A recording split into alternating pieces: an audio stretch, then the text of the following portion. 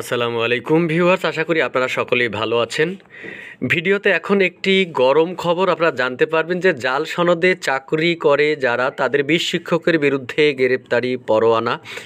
তো ভিডিওটি না টেনে সম্পূর্ণ ভিডিওটি দেখলে আপনারা বিষয়টি ভালোভাবে বুঝতে পারবেন। তো চলুন আমরা দেখে আসি যে জাল সনদে চাকরি 20 শিক্ষকের বিরুদ্ধে গ্রেপ্তারি পরোয়ানা করেছে কোথায়।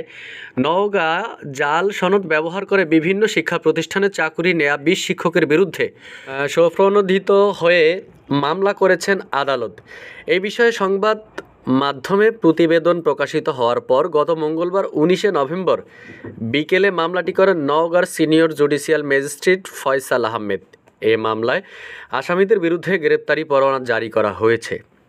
আদালতে বেঞ্চ সহকারী আবু হাসনাত নয়ন জানান, গণমাধ্যমে প্রকাশিত প্রতিবেদনটি নজরে এলে ওই ঘটনার বিস্তারিত জানতে ম্যাজিস্ট্রেট প্রাথমিক অনুসন্ধান করেন।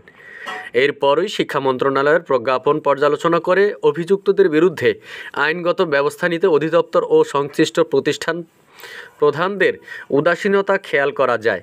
এটিকে সমাজ অব্যবস্থাপনার চিত্র হিসেবে মনে করেছে আদালত।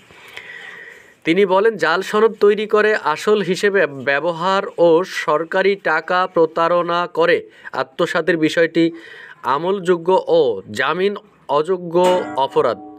তাই সার্বিক পর্যালোচনায় এবং ন্যায় বিচারের স্বার্থে আদালত স্বপ্রণোদিত হয়ে ওই 20 শিক্ষককে আসামি করে ফৌজদারি মামলা করেছেন। সেই সঙ্গে গ্রেপ্তারি পরোয়ানার ইস্যুর আদেশের অনুলিপি জেলা প্রশাসক ও পুলিশ সুপার বরাবর পাঠিয়েছেন।